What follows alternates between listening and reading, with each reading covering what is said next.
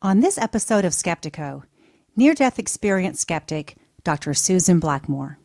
It's absolutely true. I haven't written about this subject for a long time, and I haven't kept up with all the literature either. Well, it sounds very unscientific for anyone who claims to be a researcher in the field. But I don't. I mean, you're absolutely right. I wouldn't have said that before I gave up all this stuff 15 years ago. Of course I wouldn't have said that, because if you are a researcher in the field, it behoves you to read, really as much as you can of the best work, because otherwise you can't be a researcher in the field. But I am not a researcher in the field. I have not been for a long time. Stay with us for Skeptiko.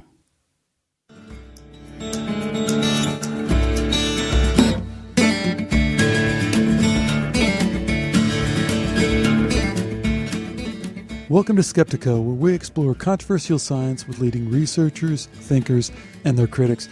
I'm your host, Alex Tsakiris, and on this episode of Skeptiko, we're diving right back into near-death experience. Now, if you've been with this show for a while, you know I've been hitting this topic quite a bit, pretty hard, the last few months. And again, it's not because I have any personal experience with it.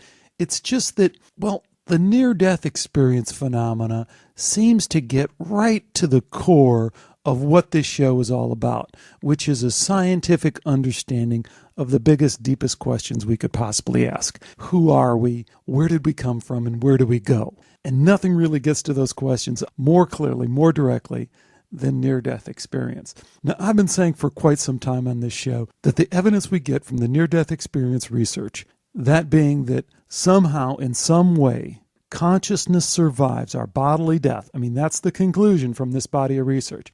I've been saying that's uncontested.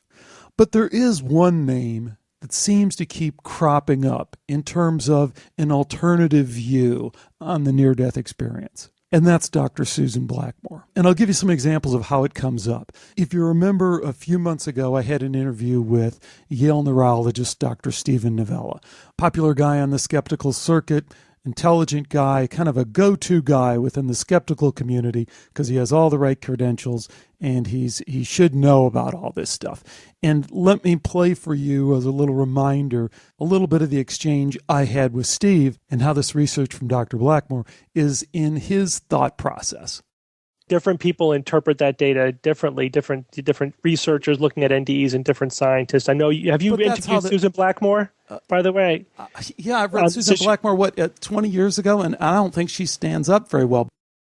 And so once you have a guy like Dr. Steve Novella make reference to Susan Blackmore, you know that that's going to be picked up by the other skeptical folks out there. And it is, for example, if you recall my interview with DJ Grothy, the president of the James Randi Educational Foundation, he said this. Person I like a lot, and her explanations in this regard are Susan Blackmore. And even folks within the skeptical community who admit not being well-informed on near-death experience, like New Testament scholar Bob Price, who we interviewed a few episodes back, they seem to have in the back of their mind some idea that Susan Blackmore has put forth some really solid research on NDEs. Here's what Bob said. I've not read her, but what do you think of Susan Blackmore? I believe she got into the study of this believing in it and came out saying, there's really another explanation, though I've not read her.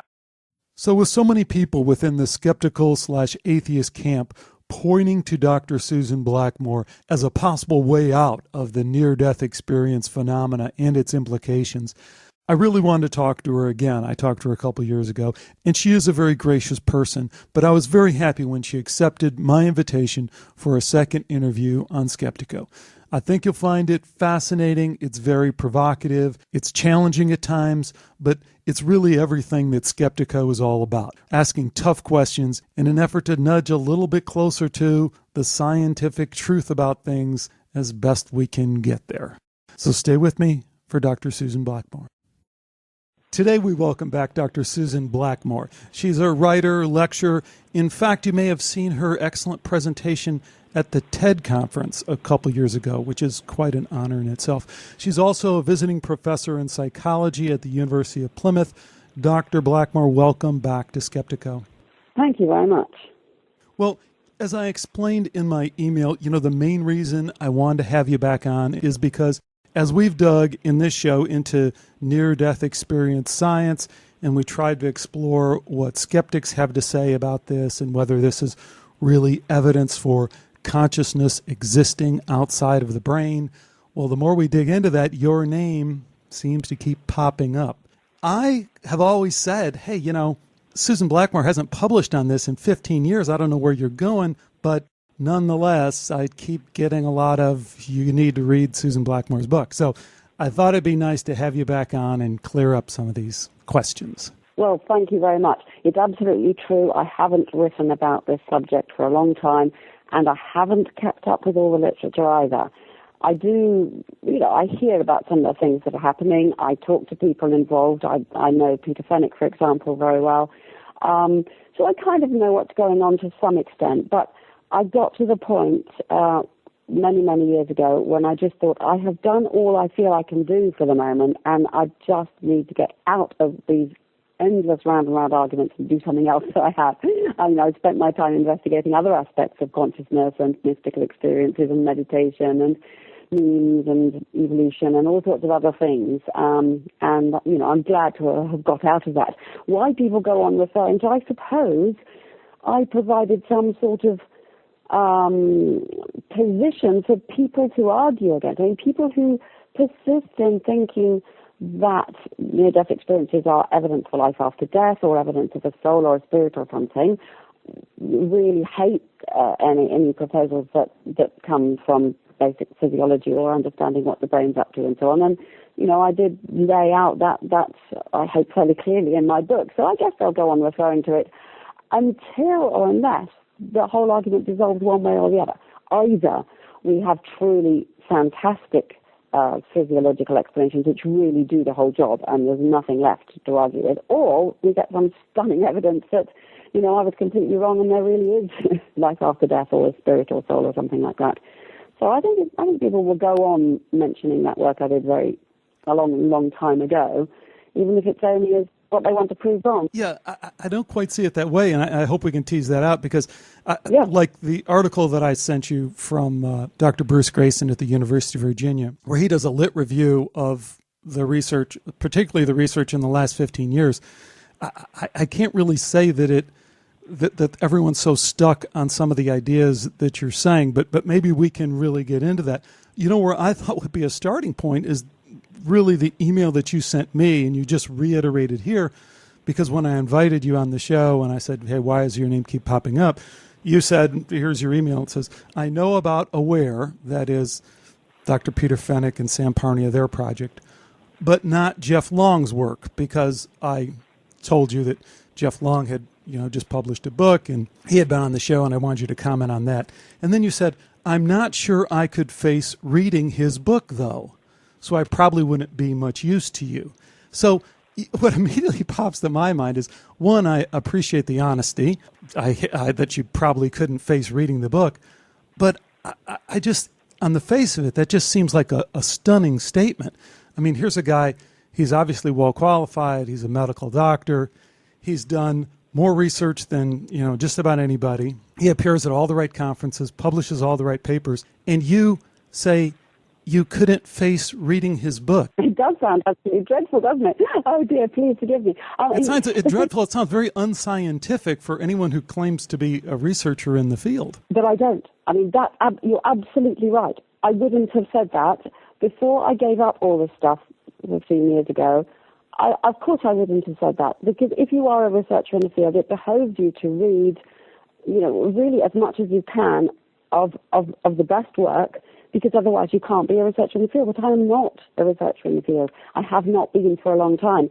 And, because I felt I had to get out. It was the same with all of the parapsychological things, which I really stopped doing about 10 years ago, because it was a similar reason, really.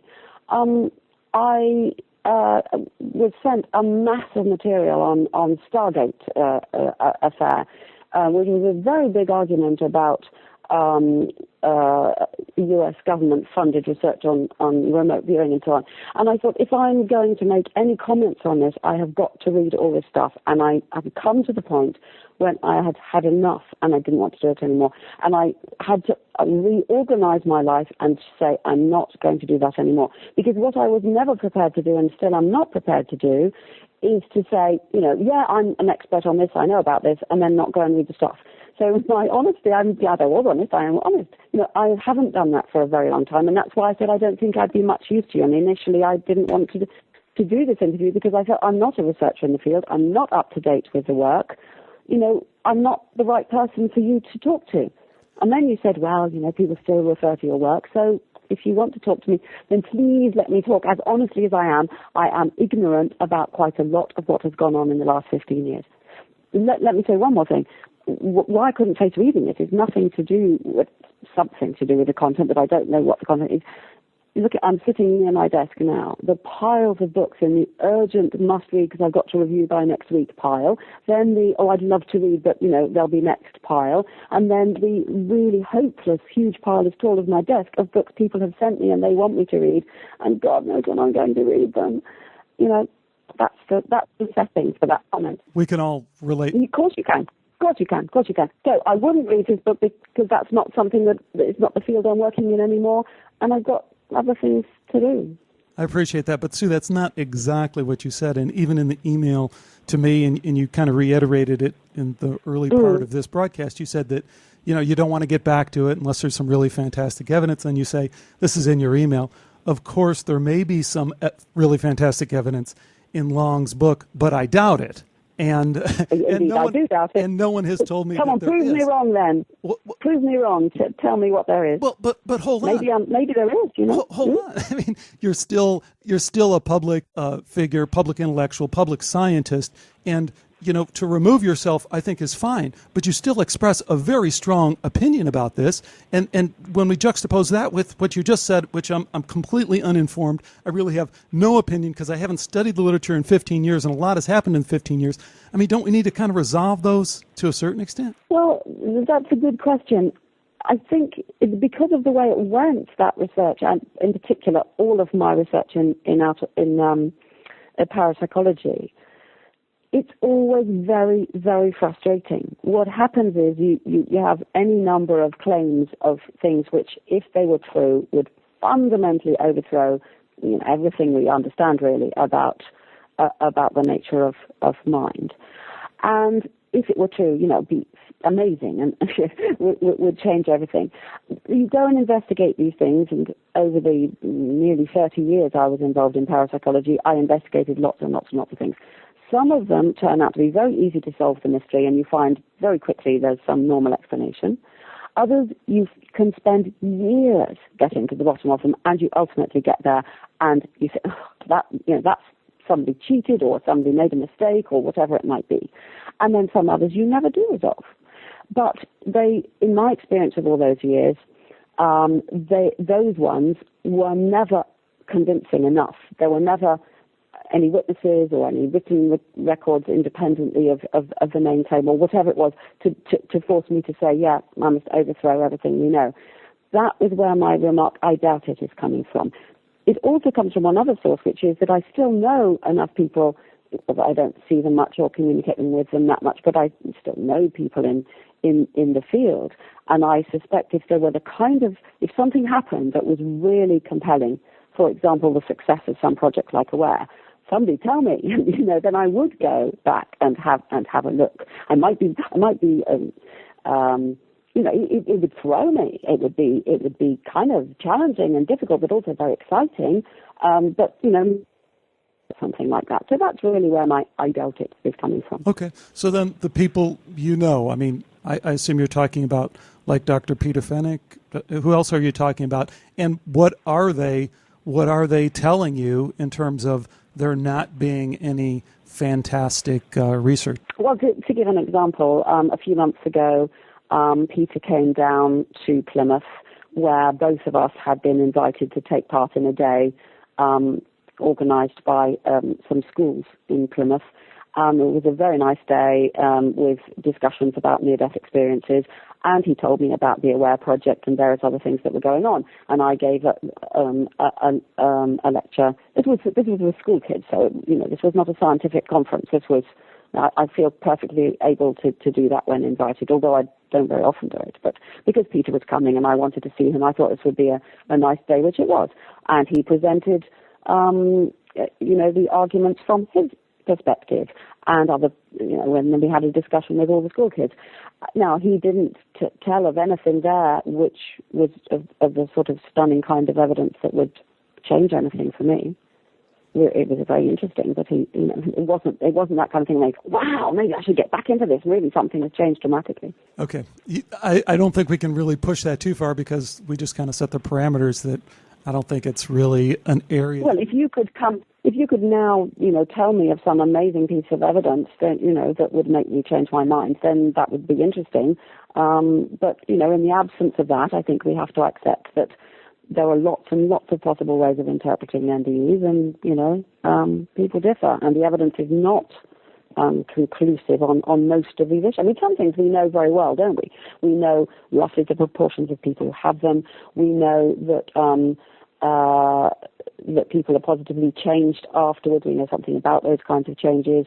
We know that the various drugs, in particular painkillers and those kinds of things, weaken the near-death experiences or blur them rather than enhancing them. We know that levels of carbon dioxide are positively correlated with near-death experiences. No, we don't. And I don't think we should get into it because you just said that you haven't followed it for 15 years. If you want to get into it, then I would put you opposite a researcher, Pen van Lommel, or, like I said, Dr. Jeff Long, Dr. Bruce Grayson, people who are really up to date on the research, who've published, who've collected data for 20 or 30 years, rather than you're doing this thing again where you say, I'm completely removed from the field. I don't have anything to say. I haven't researched. I haven't read any of the literature. I have a stack of books I haven't read, and none of them are even the NDE books. They're not even on my table. And then you're going to spout off all these things that you believe or that you assume to be true without looking at the research. I appreciate just having an opinion, but I got to ask, how well informed is it? I'm really trying here to be as truthful as I can and correct about, to be honest about what I know and don't know. I know bits of it, but I certainly know those things that I have just said are things that over the years I have learned about. Now, it won't surprise me at all if you come up with something else that contradicts one of these or something, but those are things which I do know there has been research. I mean, you jumped in on the carbon dioxide. Well, there's a Slovenian paper, I think, quite a lot of near-death experiences, 50-something of them were studied and correlations found 11. Between levels of carbon dioxide. They actually studied 11. The carbon dioxide levels really weren't elevated. They were statistically elevated slightly by one statistical measure between the two groups that they studied, but the levels aren't even higher than someone has when they're scuba diving. So it's really not strong evidence. We've dissected it quite a bit on this show with several experts. So, yeah, that's not a strong study. Good. Well, I will defer to those experts because they know more about it than me. Okay, let's talk about something else that came up actually in our last interview and then in a subsequent interview after that. And it's something you've written more about and talked about, and that's Buddhism. And this is a little bit of a hot topic here because when I had you on, you're a Zen practitioner. And in your book on consciousness, you talk somewhat about the Buddhist tradition and how it fits in. So if I could, I want to play you this clip from Dr. Alan Wallace. He's a Buddhist scholar, and he had this to say about your work. Can I play this for you? Okay. What I found here in Susan Blackmore's writings, because I have read her primary book, her big book on consciousness, is when she surveys Western studies of consciousness and so forth, I think it's really quite a laudable effort. When she comes to her presentation of Buddhism, I have to say, rather sadly, it was the worst presentation of Buddhism I've seen in the English language.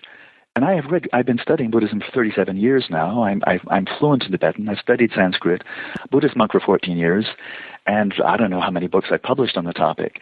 But it was simply uninformed, and it was not only uninformed, which is good, straightforward ignorance, but this radical misconstrual and misinterpretation that I think no reputable Buddhist scholar could possibly accept.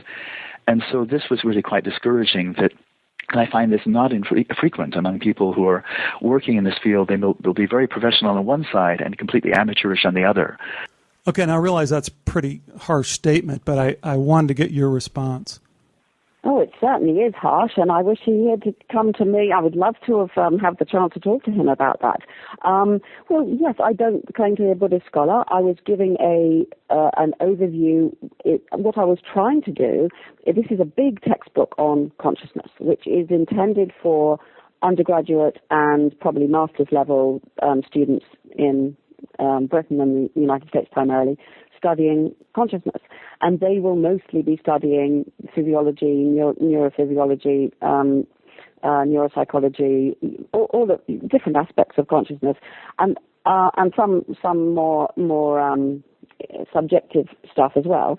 And I was trying to put meditation and mindfulness and a little bit of basic Buddhist ideas into that book, because I think we shouldn't, the science of consciousness is rapidly expanding now and really going somewhere, and I think it was very sad if it concentrates entirely on the neuroscience and leaves out the personal practice. So that was the aim of putting that in there. Now, he says I'm uninformed. Well, I'm not I'm not a Buddhist scholar. I don't read Sanskrit or, the original languages. I'm not a scholar of Buddhism in that sense. But I have been training in Zen for 30 years now. I've also trained to some extent, much less in Tibetan practices. Most of what I wrote there is based on that long practice. Now, of course, Buddhists disagree, like, Christians disagree and Muslims disagree, and there are all kinds of... I don't know why he was so scathing about it. It may be because I take a pretty radical interpretation of many of the Buddha's teachings, but that's kind of in the Zen tradition. Zen is kind of one end of the Buddhist traditions in the sense of sweeping away doctrine, sweeping away all sorts of stuff. And the basic practice of Zen is you sit down, look at a white wall, and shut up and see what's there. And it has very much less in the way of doctrine. Without knowing what it is he's objecting to, I'm not sure I can say much more. I would welcome taking it up with him. Sure. Well, we can arrange that if you think that would be useful. I tell you what I think. Yeah, that would be very interesting. Okay. I think a couple of things that he objects to is what you just alluded to. And one is that from a scholarship standpoint, I think we can say certain things about certain religious texts in the same way that, a practicing Roman Catholic for 30 years wouldn't be qualified to really speak on historical interpretations of these texts as much as a scholar would. And, to that... That's true. But the Buddhist scholar I know best and admire greatly is Stephen Batchelor, who has written many books on Buddhism, and he does read Sanskrit and Pali and other early languages. He's translated books from those original languages. He's written critical books of various kinds, and he's written wonderful books such as my favorite is his Buddhism Without Beliefs. And he's a lifelong practitioner and was a monk in the Far East for many, many years before he came back to Britain and started writing. And he's a great Buddhist teacher. And quite a lot of my knowledge, when I need to check something, I will check it with him. And I certainly checked all the content of that book with him and with other Buddhists I know. Because I'm really not a Buddhist, I've been practicing Zen. I will not claim to be a Buddhist. I haven't signed up to all these things. I've not taken any vows. I practice meditation and mindfulness, and Zen is a big part of my life, but not as a Buddhist.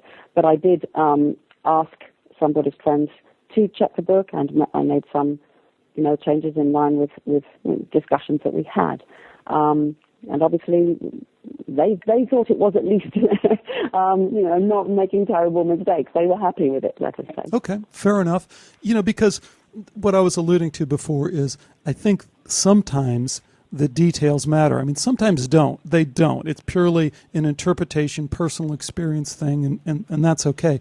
But sometimes the Well, if there had been some little details in there that were wrong, I'm sure the people that who read it, John Crook, my Zen teacher, who has also written lots of books about Buddhism, I mean, he saw it as well and checked it. If there had been some details that were positively wrong, they would have been thrown out, I can assure you.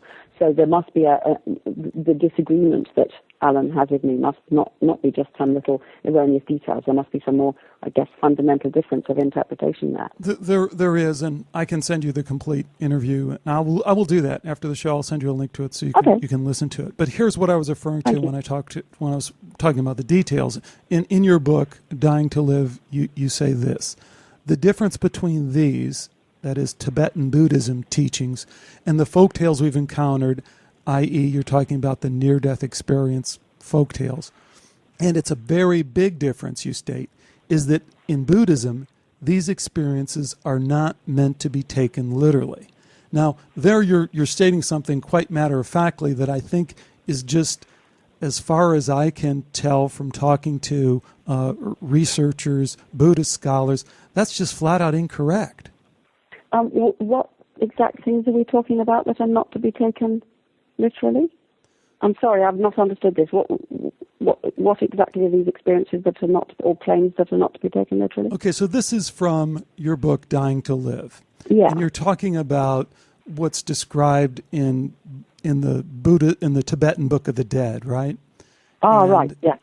And you say that these Tibetan Buddhism teachings, leaving your body and going to another place, you're saying these are not to be taken literally, and you say the folk tales of NDE, which is, I think, a very derogatory term, but given that millions of people have had these experiences and consider them very much real and very significant, but to you they're folk tales, and you say that in Buddhism, these experiences, the Tibetan Book of the Dead, are not to be taken literally, and I just don't see any support for that. I just don't think that's correct.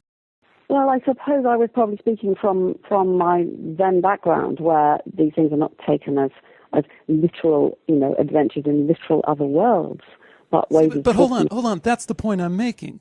Now we're talking about the Tibetan Book of the Dead, a writing from, I think it's like from 800 A.D., but it's part of the works of the Tibetan Buddhist tradition, and it's either, that part isn't open to interpretation from a Zen perspective, from someone who's a Zen practitioner. I wouldn't think. I think you got to be right on that. It's open to interpretation in all sorts of ways. I mean, if you think of the other religions in the world at that time, there are plenty of scholars and historians who would argue that we've got completely the wrong end of the stick in modern times. I'm reading at the moment The Case for God, and where she is a historian taking lots of historical details, argues that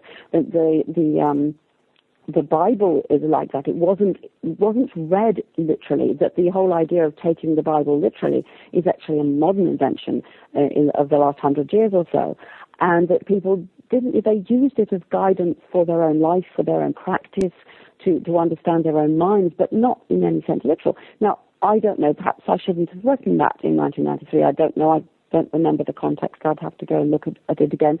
But there must be lots and lots of ways of understanding the Tibetan book and of using the Tibetan Book of the Dead. And I don't know, in the time that it was written centuries and centuries ago, in what way it was intended, nor do I know through how many translations it's gone to be in the form that we know it now, and how that has affected the way it's to be taken. I do know something from long Zen practice about the power of some of these ways of thinking about the mind to affect one's meditation, to affect one's state of mind, not by taking them literally, but by taking them as a kind of guidance to mental space or something like that. And that interests me far more deeply. And I've certainly met many very, very impressive practitioners of meditation and mindfulness who don't take these things literally, but use them in their practice for all sorts of purposes to do with encouraging compassion, understanding emptiness, falling into oneness or no mind, and these kinds of things, rather than taking them literally. That's the sort of place that I would have been coming from in making that statement. Okay, and I certainly appreciate that from both a spiritual perspective and just from the contemplative tradition that is Buddhism. I appreciate all the things that you're saying, but we are again dealing with this kind of interplay, and I realize you are a very entertaining both presenter and writer, and you're very obviously intelligent and well-informed. And at the same time, I do think there's some fair criticism in the way sometimes you construct your arguments in a way that isn't really a fair fight. I mean, you said that that these experiences from the Tibetan Book of the Dead are not to be taken literally. And now you're saying something that I can agree with, which is, hey, we're not sure whether those should really be taken literally in all cases. But that's not how you constructed the argument. And I think that one of the reasons, back to the original point of this interview, one of the reasons that skeptics latch on to your work is the style. They like someone to just say, these Tibetan experiences that are well documented, they're not to be taken literally. And what you're now fleshing out now is that that's not really a very scholarly or scientific way to approach things. And the same way, skeptics love when you say, I don't know if I could make it through Jeff Long's book, and I doubt that there's much there. They love that. But when you really dig into what you're saying is say, hey, the guy did compile 2,000 cases. He's a medical doctor. He's published in many peer-reviewed journals, and I haven't read any of his work. I haven't read any of Pin von Lommel's work, so I'm going to withdraw from making public scientific statements. Okay, I think we could all get on board with that. But you're kind of throwing meat to the crowd here, this other crowd, the skeptical crowd, that loves to hear you say these other things. I mean, do you understand where I'm coming from? Well, yes, you've said a lot of interesting things there. Towards the beginning, I was thinking I wanted to say, well, yes, this is the point about how great the discussion is and science is, that I need the criticisms because it's all too easy to spray out ideas, have lots of ideas, but I need the criticisms to then know which bits I have to work on or how to hone them up and so on. But I think you're kind of dragging me away from what's important to me and what I would like to talk about more, really, which is, what is all this telling us about the mind and about who we are and about what the potential of the human mind is? It's telling us that the mind is not reducible to brain function. That is as clear as it could be. And once we cross that chasm, you and I could have a really interesting discussion. But if you want to stay on the other side of that cliff and hold on to something that's totally not true, and it's so proven to be not true, I have never said that the mind is totally reducible to the brain. That's a completely, reducibility is a very, very strong demand, and I wouldn't say that. I would say that you don't have mind without a brain and a body and a world for it to emerge from, but that's different from it being reducible. Well, we're not sure on, and I'd say we're not sure on that second point, but I'd also say... yes, and I would say, I'm on one side and you're on the other of that one. Right, but then I'd also suggest that if you look at the trend line and you look at where you've moved, where science has moved in the last 20 years, last 50 years, is certainly the trajectory is to jump over the chasm, not to stay on the other side, and to say that mind is not reducible. But we're going to hold on to this idea that it only works inside of this little box here that's on top of your head. I think that's harder and harder to hold on to. Well, it's hard from lots of points. There's a huge change gone on in cognitive science in the last 10 years or so towards embodied theories of consciousness, embodied theories of perception, and so on, which and it's happening also in work in artificial intelligence and machine consciousness, realizing that you can't just talk about a brain on its own. I mean, it's just a bunch of neurons.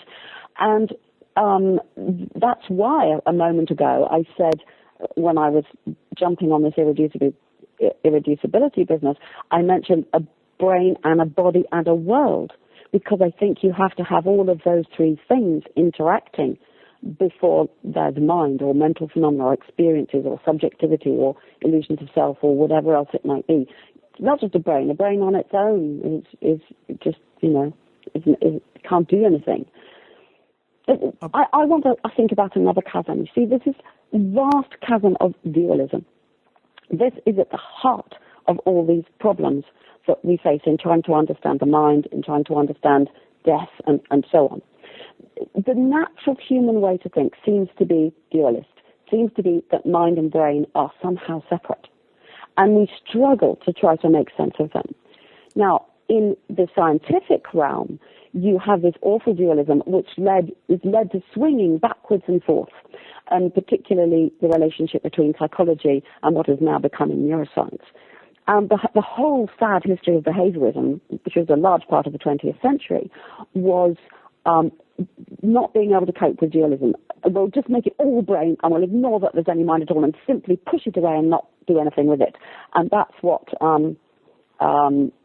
behaviorism did, and was successful in keeping anyone from talking about mind for a very long time. Well, then along it finally broke back again, and then we've struggled and struggled for the last part of the 20th century and the first part of this to try and make some kind of connection between the two. And I'm there with my textbook on consciousness, trying to keep both in there all the time interacting. But the way the science goes very often is it's too difficult to cope with experience and subjectivity. We'll try and understand it all in terms of just what the brain is doing. And then people fight back, and there's constant toing and froing over the problem of dualism. And interestingly now, lots of research coming along from young children showing that way of thinking is very natural to young children from 3 or 4, very early on when they learn language. They start thinking of mind and brain as separate. Now then we have the whole religious and spiritual traditions in which again and again, not just in Buddhism, in Christian mysticism, in naturally occurring spontaneous mystical experiences, again and again, people will describe the end of dualism. They will say they had this experience, I've had many of these experiences myself, where simply mind and brain are no longer separate. Self and other is no longer separate.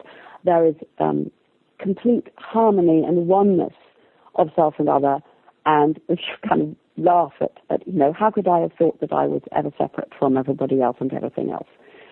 And it seems then quite resolved. And you can say, turning to Buddhism in particular, it's sometimes said in Zen that the end is the realization of non-duality, realization of making real non-duality, and that all are illusions and hatred and delusion and greed. All of this stems from the false sense of being separate from the universe that we inhabit. Now that gulf, that dualist breakdown, that's what I think is really at the heart of what I've been trying to do all my life, is struggling around that and trying to make sense of it, trying to find a way through that is not dualistic, separate, that does not encourage selfishness and greed and delusion. That's an interesting path you just took us on. It really is, and especially it's the topic I'm very interested in, is kind of this looking at both our scientific empiricism and our spiritual traditions and trying to somehow sort out what is true, as much as, true is really kind of a funny concept to latch onto. But having said that, I'd go back to the very first part that you talked about in terms of dualism.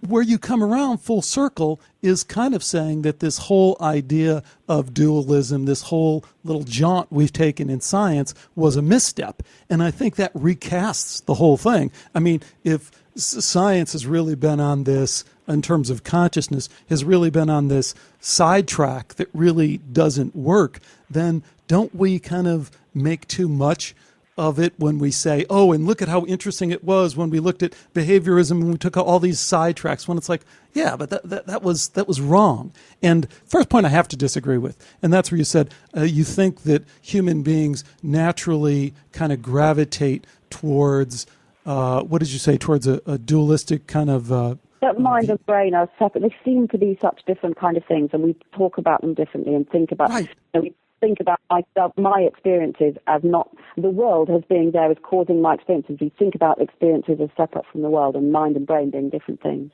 Right, but there's also a long tradition of non-dualism, right? I mean... Yes, absolutely, and this is the tension between the people who have somehow seen through this dualism, but the normal way that's embedded in our language and in much of our culture is dualist. It's why Descartes was so popular, with Cartesian dualism and the separate sort of realms of the mind and the world.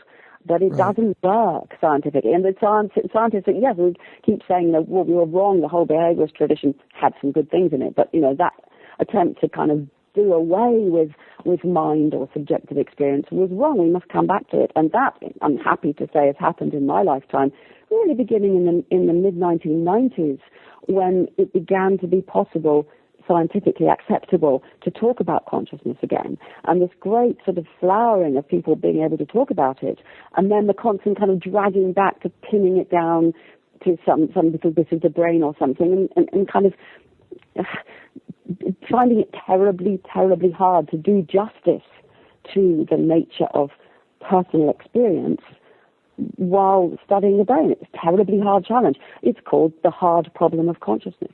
The hard problem of consciousness is defined as trying to understand how subjective experience can arise from objective brain events. And that's a massive challenge. Right. Well, I think, as you alluded to earlier in our discussion, and as you said in your book, Dying to Live, and that's that if it is proven that consciousness might exist without a functioning brain, then you really have to rethink all of your ideas. Completely. I think if we look at the research in the last 15 years that's been compiled by the best researchers in the field of near-death experience, I think we're there. I think people who hold off on saying that we're there are really kind of, just trying to hold back the wall. But I think that's why this research is so important and so relevant and really needs to be studied so thoroughly. But if we are there, then we should have some good theories that explain why near-death experiences are the way they are. I mean, for example, why... We cannot say that one doesn't lead to the other. The fact that we've compiled some very impressive evidence, highly suggestive of the fact that consciousness survives bodily death, does not automatically lead to some time frame during which we should have developed well-formed theories about how it works. Those two don't necessarily follow. You could say that it hasn't happened yet and it will. But people who think that near-death experiences are evidence for life after death expect those of us who think that they're not to come up with complete theories and complete predictions and all sorts of evidence. And we've done fairly well, but certainly not provided them in No, you haven't done so very well. The history really is that all the nice ideas that have been put forth have been really handled pretty well from, and we've had those folks on the show. I mean, so you got Kevin Nelson in the last few years comes along with REM intrusion, Well, that's handled pretty well. You have the Slovenian doctors, as we mentioned, with the carbon elevated levels of CO2 in the blood. That's addressed pretty well in the evidence that we have. There really isn't a lot of stuff hanging out there yet to be addressed. The point that you're making is that, we have the evidence that suggests it's not these other things, but we don't have a complete theory about how it works. If you want to make that criticism, fine. Yeah, that's true. But you don't really have anything. All you have is a statement that there's a mystery here, and you're proposing a complete non-explanation. In other words, there's something like a spirit or a soul or something of that kind that survives death. Sue, hold on. That doesn't say anything. But when the mystery is that we're observing a highly advanced cognitive process of consciousness, when there is no brain activity, well, that's more than just a little mystery. It is the central issue. So just to kind of jump over that. Okay, and I have yet to be persuaded that the evidence really suggests that. But you haven't read anything in the last 15 years. Well, I think we've been over that discussion enough. Okay, all right. Let me say something else. You concentrate on some aspects, understandably, certain aspects of the work I did all that long time ago on near-death experiences, but you don't mention what the book was really about, what my conclusions at the end of it, and what drove me to this, to the work in the first place, which is this. My alternative theory is not some sort of theory. Well, let's say what it is, not what it's not. My alternative theory is something like this. Most of us, most of our lives live in illusion. We think that we are somehow a separate mind inhabiting our body, that we are in charge of our body, that we are a persisting entity that lives our life and that is in some ways separable from our body, and therefore that it makes sense for it to leave our body. This radical kind of ordinary human dualism is the kind of ordinary state most of us live in. It's not actually a very happy state to be in. It's not a very compassionate or loving state to be in, but it's kind of the basic human way to live.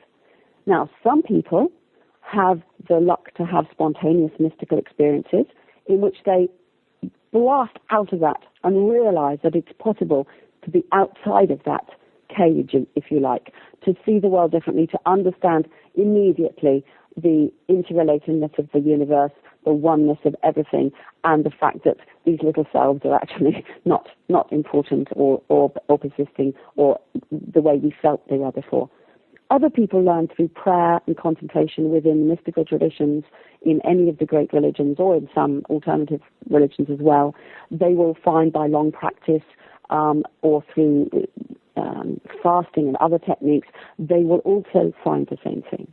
Or you have in some aspects of Hinduism and within Buddhism practices actually directed at seeing through duality and understanding oneness and the emptiness. All over the world, these great traditions. Now, it seems to me, from both having had these experiences and having practiced meditation for 30 years, having taken a lot of very interesting drugs, done a lot of strange techniques for mind altering, from all of this experience, it seems to me that the near-death experience is another one of these types of things that can happen.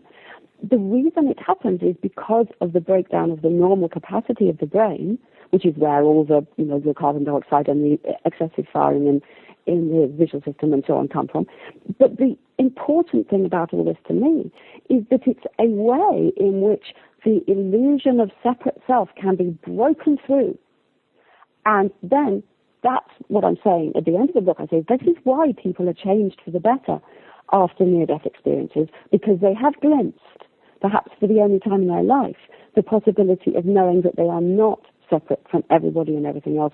In fact, it is all one, and that separate self that they thought was so important is actually just a passing story and not so important. And that's why they become more compassionate, more caring, less interested in fame and glory and money and so on. That's what I want. That was my book was about. That's the context of me trying to understand what's happening in the brain when people come close to death and survive. Philosophically, we could sit down and have a really nice chat, and I'm much closer to you philosophically than further apart. I mean, this is my spiritual practice, my yoga tradition, my Hindu and Buddhist leanings are all in line with that.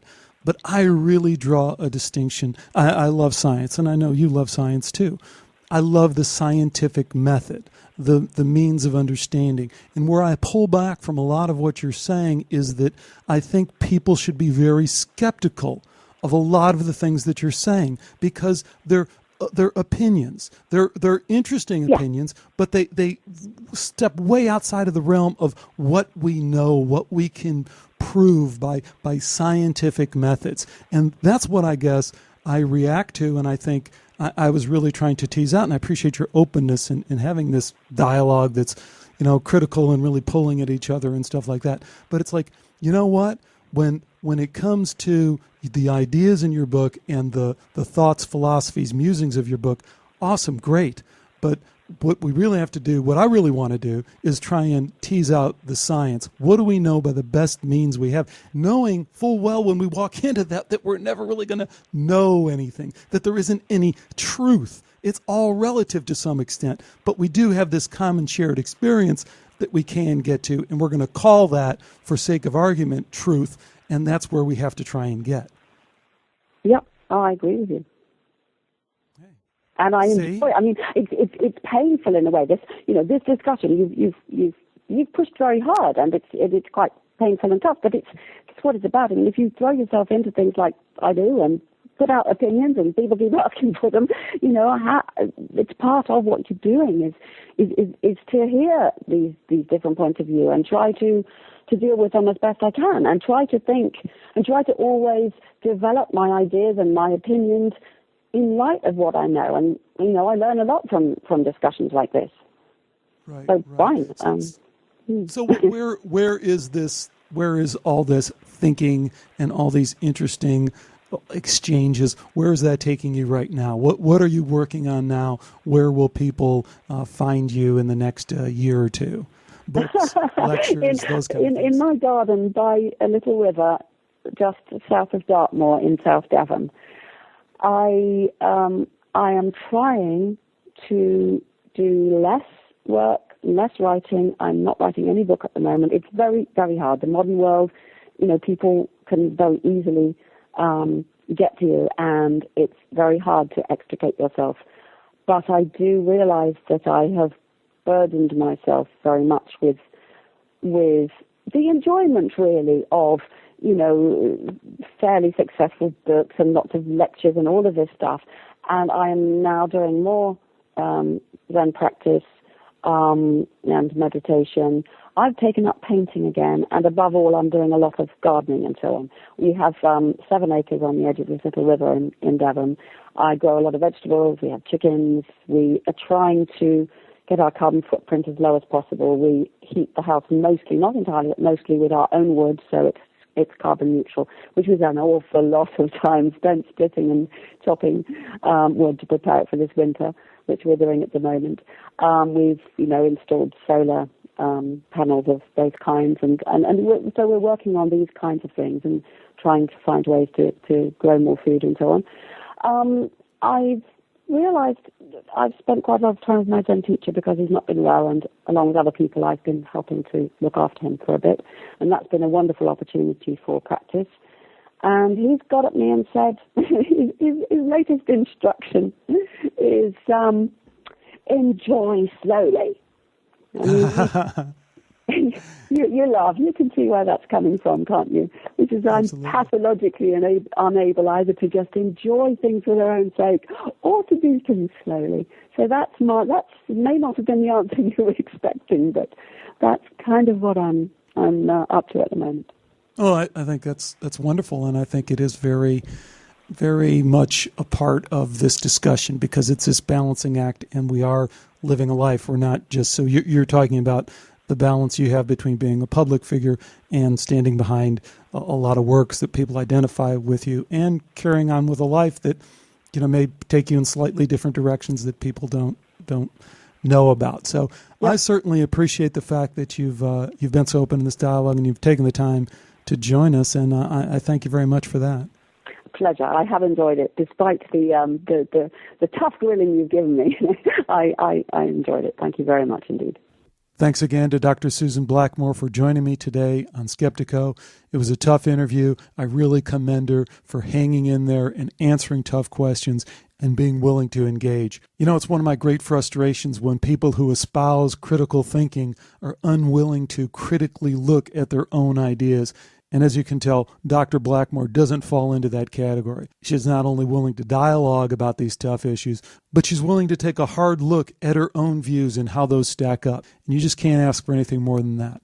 So I provided a couple links in the show notes to this show. If you'd like to check those out, please visit the Skeptiko website. It's at skeptiko.com. You'll also find links to all our previous shows and email link to me. Have a couple of interesting interviews coming up. I'm especially excited about the next interview coming up with Dr. Jeff Kripal on his book, Authors of the Impossible. I think you'll find that real interesting as well. Well, that's going to do it for today. Until next time, bye for now.